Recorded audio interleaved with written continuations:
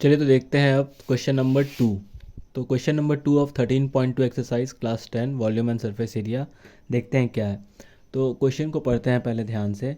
Rachel an engineering student was asked to make a model, model बनाना है भाई साहब को, शेप्ड लाइक अ सिलेंडर।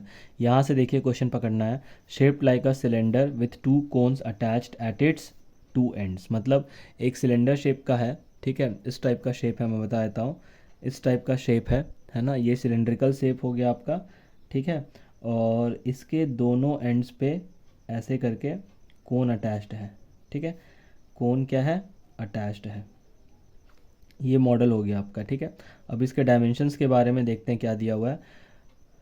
तो by using aluminium sheet, aluminium sheet का बनेगा ये मॉडल। अब क्या बोला गया है, the diameter of the model is 3 centimetre, मतलब डायमीटर कहने का मतलब यहाँ से लेके यहाँ तक। तो डायमीटर ऑफ द मॉडल जो है वो है 3 सेंटीमीटर। ठीक है, उसके बाद क्या दिया हुआ है उसको देख लेते हैं। And its length is 12 centimetre, मतलब आपका यहाँ से लेकर के यहाँ तक कंप्लीट मॉडल का जो लेंथ है वो कितना दिया हुआ है, 12 सेंटीमीटर दिया हुआ है। देखिए ध्यान रखिएगा, यहाँ से लेकर के यहाँ तक का जो लेंथ है कंप्लीट मॉडल का वो है 12 सेंटीमीटर। ठीक है, आगे क्या दिया हुआ है, if each cone has height 2 centimetre, height भी दिया हुआ है कोन का। तो चलिए कोन का हाइट हम लोग ऊपर ले लेते हैं।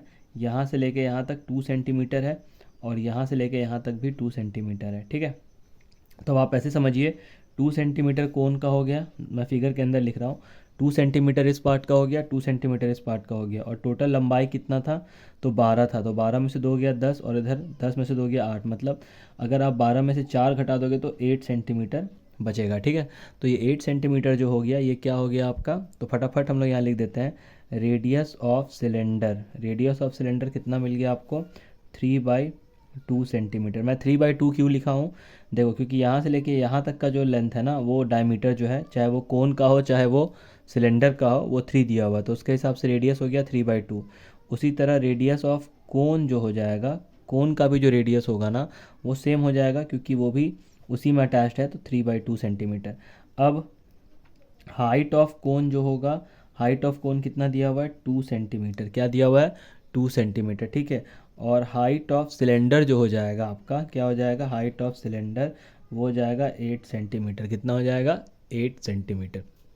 अब रहा बात कैलकुलेट करने का, तो सबसे पहले निकालना क्या है उसको समझते हैं। देखिए डायमेंशन क्लियर हो गया होगा, रेडियस हो गया आपका 3/2, सिलेंडर का अगेन कोन का भी सेम हो जाएगा। हाइट बस आपको फाइंड आउट करना था, तो कोन का हाइट इन्होंने ऑलरेडी 2 सेंटीमीटर दे दिया है, और सिलेंडर का हाइट दिया हुआ 8 सेंटीमीटर। अब आपको फाइंड आउट क्या करना है, find the volume of air contained in the model that Rachel made. Simple सा बात है कि इस मॉडल के अंदर कितना एयर कंटेन किया जा सकता है, मतलब कैपेसिटी पूछा जा रहा है। और जब भी कैपेसिटी पूछा जाता है तो हम लोग क्या करते हैं, कैपेसिटी के लिए वॉल्यूम कैलकुलेट करते हैं। तो चलिए स्टार्ट करते हैं वॉल्यूम का कैलकुलेशन।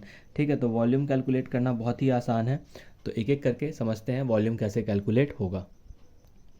तो देखते हैं फटाफट, तो लिखेंगे हम लोग यहाँ पे volume of air content contained in the model. Volume of air contained in the model क्या हो जाएगा, तो आपका क्या हो जाएगा, volume of to cons, volume of to cons, और प्लस क्या हो जाएगा, volume of cylinder, volume of cylinder. तो सबसे पहले हम लोग इसको कैलकुलेट करेंगे। सिलेंडर समझ रहे हो, क्योंकि सिलेंडर क्यों लिखे आप समझ ही रहे होंगे, क्योंकि अगर आप अब देखें तो इसमें 3 फिगर मिलके बना हुआ है ना, तो इसीलिए सिलेंडर तो लिखेंगे ही। अब देखो 2 है तो मल्टीप्लाई वॉल्यूम ऑफ कोन कितना होता है, 1/3 पाई आर स्क्वायर और एच। ठीक है, फिर plus volume of cylinder pi r square capital h. देखो मैंने एच को अलग अलग क्यों लिखा है, क्योंकि दोनों में हाइट अलग अलग है। ठीक है, इसीलिए। अब यहाँ पे आप क्या कर सकते हो, यहाँ पे आप चाहो तो पाई आर स्क्वायर कॉमन ले सकते हो, बट मत करो कॉमन, आप डायरेक्टली सॉल्व करो। तो यहाँ पे हम लोग लिखते हैं 2/3 22/7 आर स्क्वायर। आर की वैल्यू अगर आप देखो तो रेडियस हम लोगों ने ऑलरेडी पता किया हुआ है, 3/2 है। ठीक है, तो 3/2 का स्क्वायर करोगे तो कितना हो जाएगा, 3×3 = 9, 9/4। और हाइट ऑफ द कोन देखो यहाँ पे लिखा हुआ है 2 सेंटीमीटर। ठीक है, तो यहाँ पे हम लोग डाल देते हैं 2। ठीक है, और plus pi that means 22/7, r square again 9/4 ही हो जाएगा, और हाइट कितना दिया हुआ है 8 सेंटीमीटर, तो हम लोग यहाँ लिख लेते हैं 8। अब जल्दी से कैलकुलेट कर लेते हैं, देखो यहाँ पे क्या हो जाएगा, तो 4×2 = 8 हो जाएगा। और यहाँ पे क्या हो जाएगा, 2 1 जा 2, 2 2 जा 4, उसके बाद 3 3 जा 9 हो जाएगा यहाँ पे। और कुछ कट रहा है क्या, 2 से 2 कैंसिल आउट हो रहा है। ठीक है, तो फाइनली सब कुछ कटने के बाद अगर आप ध्यान से देखें यहाँ पे तो कितना बच रहा है वो सबसे पहले कैलकुलेट करते हैं। 22 को 3 से मल्टीप्लाई करेंगे हम लोग, तो 22 इंटू 3 हो जाएगा 66/7। और प्लस यहाँ पे थोड़ा सा देखना होगा हम लोग को ध्यान से, तो यहाँ थोड़ा कैलकुलेशन थोड़ा लंबा है। दैट मीन्स कितना, 9 2 जा 18 और 22 इंटू 18 करना होगा। तो हम लोग यहाँ पे कैलकुलेट कर लेते हैं। 22 इंटू 18 करेंगे तो कितना हो जाएगा, 18 दूनी 36 का 6 कैरी 3, 18 दूनी 36 और 3 39, 396 हो जाएगा। तो यहाँ हम लोग लिख लेंगे 396/7। ठीक है, यहाँ तक बहुत इजी है। फिर उसके बाद आप जैसे यहाँ पे 7 लिखोगे तो अब एलसीएम ले लेते हैं फटाफट। तो 7 का एलसीएम तो आपको पता ही है, बहुत सिंपल है। एलसीएम लेने के बाद क्या आएगा वो देख लेते हैं। ठीक है, तो चलिए फटाफट ध्यान से देख लेते हैं। तो ये 66 यहाँ पे ऐड 66 प्लस 6 को ऐड ही कर लेते हैं डायरेक्ट। तो 66 और 396 को जब आप ऐड करोगे तो 6 + 6 12, 9 6 15, 15 और 1 16 का 6 और 6 और 3 3 1 4 हो जाएगा। तो मतलब यहाँ पे 462 हो जाएगा। कितना हो जाएगा, 462। अब आप देखो कैंसिल आउट करके हो रहा है या नहीं। तो 7 6 जा 42, 7 6 जा 42। तो कुल मिला जुला के जो आंसर आया वो 66 सेंटीमीटर, यहाँ सेंटीमीटर लिखेंगे, क्यूब आया।